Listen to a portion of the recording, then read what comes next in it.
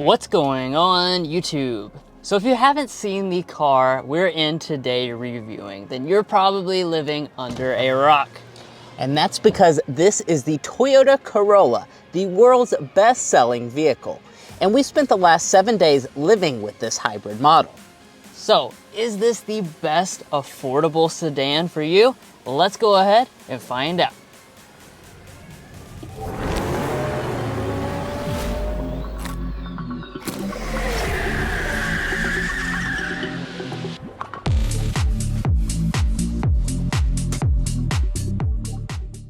Now, like always, the first place we're going to start out with is popping the hood and talking about our basic specifications. So this is the Corolla Hybrid, as we already mentioned. That means it does have a 1.8 liter four-cylinder engine paired with a lithium-ion battery pack. Total system output is going to be 134 horsepower, 156 pound-feet of torque. Now, as far as your transmission for the hybrid, you're looking at an ECVT. You do also have the option between front-wheel drive or all-wheel drive. And as far as your fuel economies, very impressive figures. 47 mpg for front-wheel drive, 44 mpg if you choose all-wheel drive. Now, of course, later on in this video, we're gonna go out on the road, show you how it drives, show you our signature sound level reading as well. But first, let's go ahead and close up the hood and take a look at the exterior design. So let's talk about the extremely exciting design of this Corolla's exterior. Well, at least here at the XLE, it's perhaps not the most exciting thing to look at. You've probably seen about 50,000 of these on the road recently. But you know, this is basically not the main focus of this vehicle, and you can get other trim levels that have more exciting designs, including our 2024 change, and that's going to be the fact that the Nightshade Edition has returned to the Corolla lineup, and you can now combine that with the hybrid model. So if you remember, the refresh of this actually expanded hybrid availability across several more trim levels where it was previously reserved for just the LE trim level. Now, returning back to the design again, like I was saying, your sport trim levels, the SE and XSE, are going to get a more aggressive front look than this model. And we also have some pretty nice LED headlights. These are actually standard on all trim levels. We also have a premium arrangement here on the upper end model with the LED turn signal indicator and daytime running light. Now, moving around to the rear design, of course, this just has that, signature Corolla look. Yeah, this particular spec is a little bland looking here in the back, but you can get a lot more spicy elements, including a lip spoiler if you choose SE or XSE.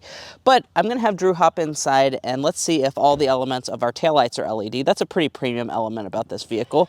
So we have an LED brake light, we have incandescent reverse light, incandescent turn signal. So 1 out of 3 elements are LED. I will also point out that the accenting is LED as well. So it's a decently premium taillight design. I wouldn't expect anything more premium in this segment, but pretty nice looking. Moving on to our wheels, the same thing I said at the front does apply here as well. We have very plain looking 16-inch silver alloy wheels here with the XLE. This, of course, is kind of just going for the more luxury vibe. If you want something that looks more sporty, definitely choose the SE trim level or that Nightshade model, which is actually going to have a bronze alloy instead. And then as we move here to the mirrors, they are going to have standard heating on board. The XLE will also come standard with blind spot monitoring. Now here at the side of the Corolla sedan, we're looking at an overall length of 182.3 inches. That's about 12 inches longer than the Corolla hatchback, if that's something that you're cross-shopping this with. Now, as far as design, there's not a lot going on here. We do have the underground gray paint color on this particular model. I really like the way this looks. I believe it was added to the lineup last year. Now, as far as the safety systems, this is an area I'm very happy to tell you about because the Corolla is including all 4 of your active safety features as standard equipment. It's actually their newest Safety Sense 3.0 suite on this Corolla. So even the base model is going to have all of your safety systems to keep you and your family safe. But guys, that's going to wrap up the 2024 Corolla on the outside. And if you're new here, we're brothers and we've been reviewing cars since we were 12 and 16. We may be young, but we love cars. And we'd love for you to subscribe to be a part of our Car Confections family. Let's learn a lot, have some fun with all the latest cars. All right, so now let's go ahead and move on to the interior. First, we'll take a look at the key fob. Typical Toyota key fob. You do have smart entry system here on the XLE trim level. And of course, to get inside, just grab behind the handle. That will unlock the door. And take a look inside the interior. This is really the most premium way you can get the Corolla sedan. As you can see, we've got the nice two-tone interior, and let's start by talking about the interior material and color options. So you're going to start out, of course, with a cloth seat. However, on the XLE, we have a Softex faux leather seat. There's two color options for this model, black or definitely I would go for this. This is the macadamia and mocha combination, so kind of a beige and brown two-tone. I really like the way these look, and you have the color contrast stitching as well, and the seats themselves are actually pretty plush. Down below, you've got a 8-way power adjusting seat, no lumbar support though. And let's go ahead and climb inside. Now that I've climbed inside, let's look at the rest of the materials. So XLE will have the nicest materials of the trim level. So we have brown across the armrest, we have a piano black assist grip, and we have a soft touch along the top. As we move to the upper dash, this is all going to be soft touch as well. Piano black accent, and then we have a nice leatherette through the center section with a color contrast stitching detail. But let's go ahead and fire it up.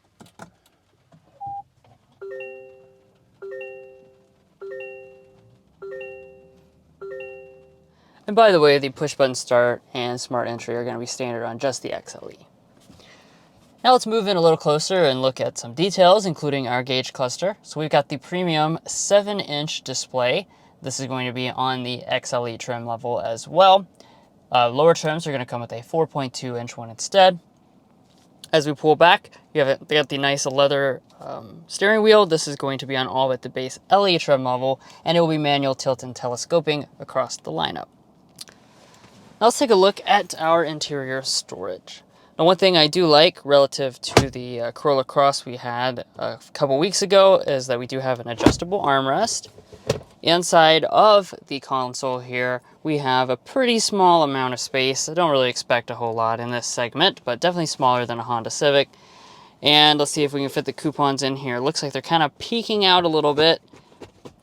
Ooh, they definitely don't close all the way unless I really force it, and then I would have crumbled up coupons, and nobody likes that. All right, so we also have two cup holders right there.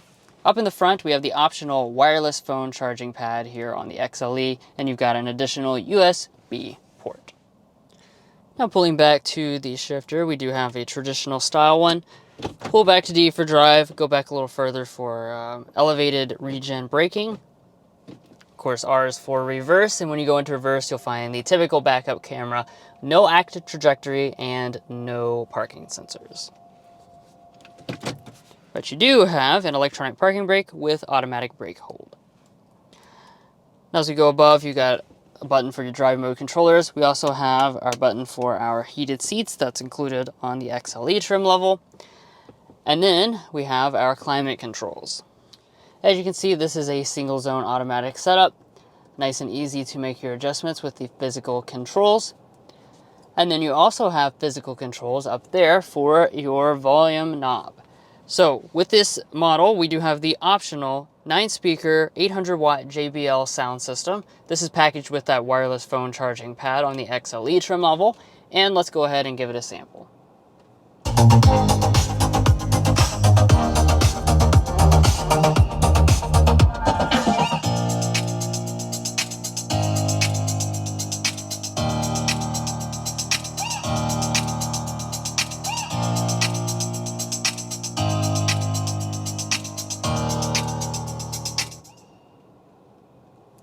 Yeah, so overall sound quality of this system is quite good. Definitely fills up the small cabin very well, and it does have a decent amount of bass. All right, now let's talk about the display. So this is an 8-inch display. When this model was refreshed, it became standard equipment across all the trim levels, and it was also updated to the newest infotainment system. So this does have Toyota's multimedia infotainment. On this top model, we have built-in navigation as well, and we have wireless Android Auto and Apple CarPlay. Moving above, we have a really nice looking frameless auto-dimming mirror that's quite large and has your HomeLink remotes built into the bottom of it. And then up at the very top, we do have a sunroof here, standard on the XLE. Now the Corolla is a family vehicle, so let's go ahead and talk space. 34.8 inches of legroom, 37 inches of headroom.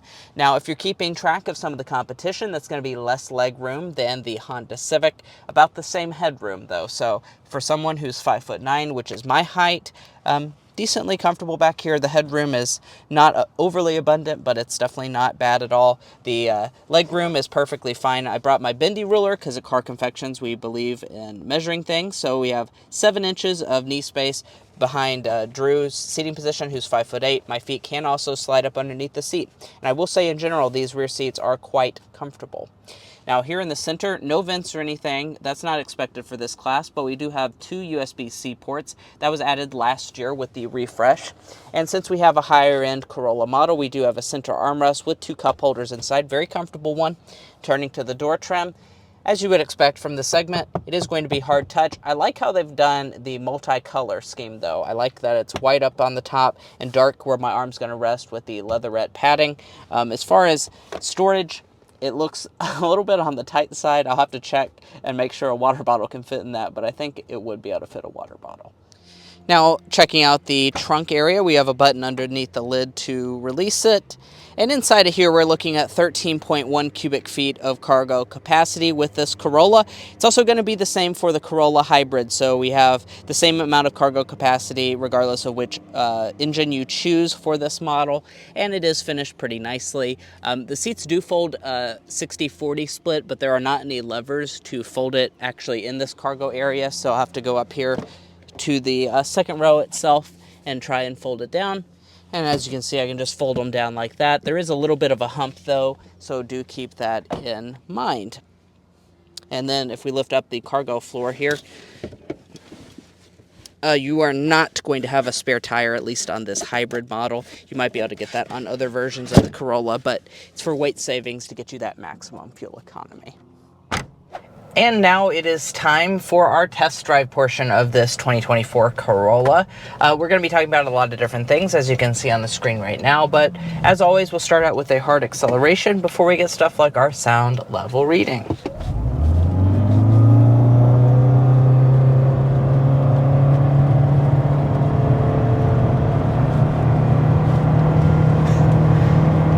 All right, we made it to 60. You know, fast, this is not fast. You didn't expect it to be fast though. Goes 260. It does make it 260 miles an hour, indeed, even up an incline. To be fair, that was definitely an incline we were going up. Let's talk a little bit about those specs again. I'll remind you what we discussed at the beginning. So this is the hybrid model. So you do, of course, still have the gas-powered model. In 2023, Toyota actually increased the power across the whole lineup. So the gas-powered model got upgraded to the 2-liter engine. That gives it 169 horsepower. If you have the hybrid model, which is what we have, we actually had 24% more power added to this, and that takes us to 134 horsepower. Yeah. Obviously, neither of them are big numbers, but especially not the hybrid model. That being said, there is a big number coming up that I think you're going to like a lot more than the horsepower number. Yeah, I mean, and people don't buy in this segment for utter performance typically, so I think you're going to like that big number when it comes to the fuel economy a lot more than you would the horsepower figure. Now, as far as the torque on the gas motor, that's 151 pound-feet of torque, and the torque on the hybrid is 156 pound-feet.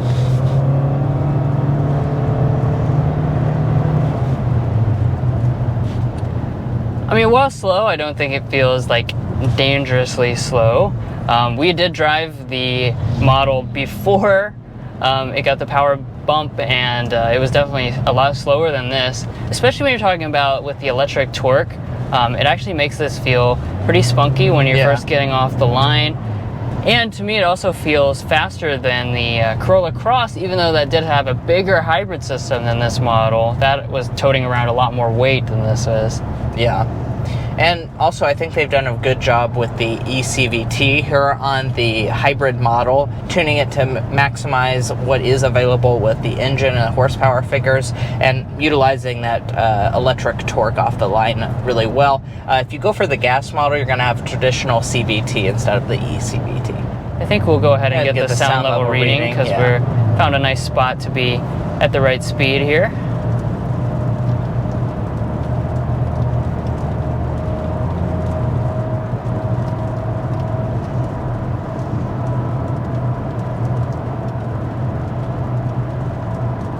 All right, we've settled in at 57.1 decibels. Not a bad sound level reading whatsoever. Whoops, I dropped the sound level reader.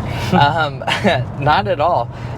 Let me go ahead and go to carconfections.com, where we have all of our sound level readings posted. You guys can go to this as well and follow along for any segment of vehicle, not just compact sedans, but all of them. We've tested pretty much every single vehicle out on the market, so you won't want to miss its sound level reading. So go to our website and check that out. But I'm going to see how this compares to some of its competition. That's going to put it right in the middle of the pack. That actually places it a little bit lower and quieter than the Toyota Prius Prime that we just tested out on this exact same stretch of road just a few weeks ago. Yeah, and it probably helps, of course, being the hybrid, that the engine actually wasn't even running during the test. So that's going to, make things nice and quiet. Oh, by the way, the transition between the engine and electric power, very smooth. I almost don't even need to say that anymore with these Toyota hybrids. I mean, they just do such an excellent job. But if you've never, driven a hybrid system before, this is the type of thing you're not going to notice. It's really, really smooth. And I do want to talk about your ride quality with this Corolla. Now, one of the very first things that struck me when we sat in this vehicle was surprisingly how comfortable it was. That is typically not a character trait you hear in this segment of vehicle. But I've noticed that the suspension does a really good job of soaking up the bumps. And where we're in the XLE trim level, we have the small 16-inch alloy wheels, which does give you really good ride quality, albeit they don't look great. I think they give you good ride quality. And the seats are really, really comfortable, which, like I said, is not common in this segment of vehicle. If they're going to cheap out on something, it's typically has to do with your ride quality and seats and stuff like that. And I have no complaints. This honestly feels about as good as like a Camry. It's not quite as good, but I'd say it's not really too different. But I won't leave you in suspense any longer. Let's go ahead and talk about the fuel economy. Before we get to that, though, I want to mention, if you didn't already hear me, the spec dump front wheel drive is standard. You do also have all-wheel drive, and that is available on the hybrid as well. So you have the option between that. If you want that extra peace of mind of having all-wheel drive, you can get that on this vehicle. And as far as your fuel economy is concerned, very, very impressive figures, guys. So what we're sitting in today is the hybrid front wheel drive model. Additionally, since we have the XLE trim level with the smaller 16-inch alloy wheels, that means we're going to get good fuel economy along with the LE trim level of the Corolla. It's going to be rated at 53, 46, 50 miles a gallon combined. Yeah, so 50 miles a gallon is your official EPA rating. Very impressive fuel economy. If you choose the larger wheels on the SE or XSE, that's going to drop that down to 47 miles a gallon, so 3 mpg for the bigger wheels. By adding all-wheel drive, you're going to be rated at 44 miles a gallon, so an additional 3 mpg drop. And now it's time for us to do our airball and slam dunk. What is today's slam dunk, Drew? That's going to be the hybrid system. Most things in this segment don't even offer a hybrid. And then you have just tremendous fuel economy, and it's still an affordable price. It doesn't cost all that much more than the traditional gas-powered model, and you get this huge benefit of fuel economy that's really actually quite close to the Prius level. And the airball today is going to be the wheels on this XLE model. We've made that known throughout this video that we don't really like the way they look. I don't think I'm alone in that. It's a 16-inch alloy wheel, and for something of this price tag that we have today, I definitely think like a Civic Touring's wheels look a lot better. And lastly here for your warranty, we do have a 3-year 36,000 mile basic warranty, 5-year 60,000 mile powertrain. Additionally, 2 years and 24,000 miles is included for complimentary maintenance. And let's talk price. So if you go for a fully loaded Corolla XLE hybrid like what we have today, this is the front drive version, plus the destination charge. We're looking at about $29,500. Now there are a lot of other versions of the Corolla that are more affordable than this. It starts in the low 20s for a gas model, about $23,000 for a hybrid, so not a huge price delta if you choose the hybrid model, which I certainly would recommend. And guys, that's where we're going to leave off on this in-depth review of the 2024 Toyota Corolla Hybrid XLE. If you enjoyed watching this video or found it helpful in your purchasing decisions, we would really appreciate it if you hit that subscribe button down below. Why would you subscribe? Well, because by subscribing, you help give us access to vehicles like this where we can test it out for a full 7 days and provide you extensive testing of this vehicle. So please hit that subscribe button if you haven't already. If you're already a fan and subscriber, thank you so much for your continued support because you do make this all possible. Also, check out our all-new website, carconfections.com. We have a TikTok and Instagram page as well. We'll catch you next time as we sample more of the latest automotive delicacies.